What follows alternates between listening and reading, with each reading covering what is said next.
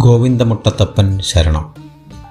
ആലപ്പുഴ ജില്ലയിലെ കായംകുളം പട്ടണത്തിൽ നിന്ന് 2 കിലോമീറ്റർ പടിഞ്ഞാറ് മാറി സ്ഥിതി ചെയ്യുന്ന അപൂർവതകൾ നിറഞ്ഞ ഒരു ശാസ്താക്ഷേത്രമാണ് ഗോവിന്ദമുട്ടം ശ്രീധർമ്മശാസ്താക്ഷേത്രം. അപൂർവതകളെക്കുറിച്ച് പറയുമ്പോൾ പടിഞ്ഞാറോട്ട് ആണ് ദർശനം എന്നത് തന്നെ പ്രധാനം. കൂടാതെ പ്രദക്ഷിണ വീതിക്കുള്ളിലായി അനഭിമുഖമായി ശ്രീ മഹാദേവനെയും പ്രതിഷ്ഠിച്ചിരിക്കുന്നു.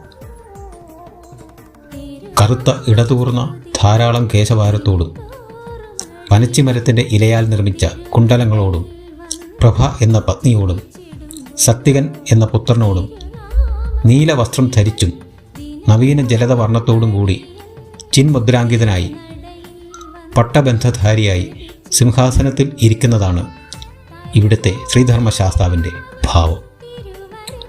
പടിഞ്ഞാറ് ദർശനമായതിനാൽ ശനിദോഷത്താൽ വലയുന്നവർക്ക് ആരാധിക്കുവാൻ ഇതിലും ഉപരി ഒരു ക്ഷേത്രമില്ല.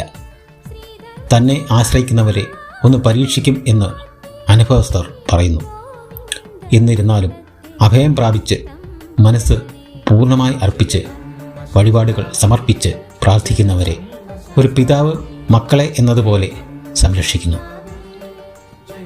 അതിനാൽ എല്ലാവരും ഗോവിന്ദമുട്ടത്തപ്പൻ എന്ന് ശ്രീധർമ്മശാസ്താവിനെ വിളിച്ചു പോരുന്നു.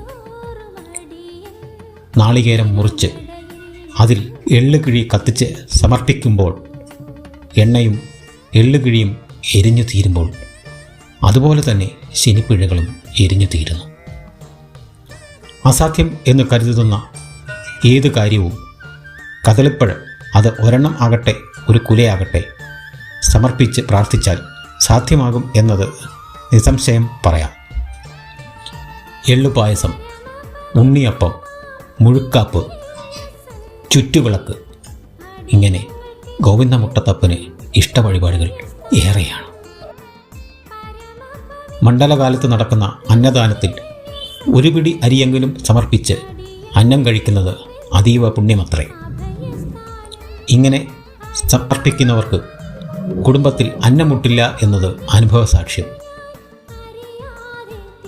കുംഭമാസത്തിലെ ഉത്രനാളിൽ ആറാട്ട് നടക്കുന്ന അഷ്ടദിന മഹോത്സവം ഈ നാട്ടിൽ നിന്ന് വിവാഹം കഴിച്ചു പോയവരും അന്യദേശങ്ങളിൽ ജോലിക്ക് പോയവരും പ്രവാസികളും ഒക്കെ നാട്ടിൽ തിരിച്ചെത്തുന്ന മഹാ ഉത്സവം തന്നെയാണ്.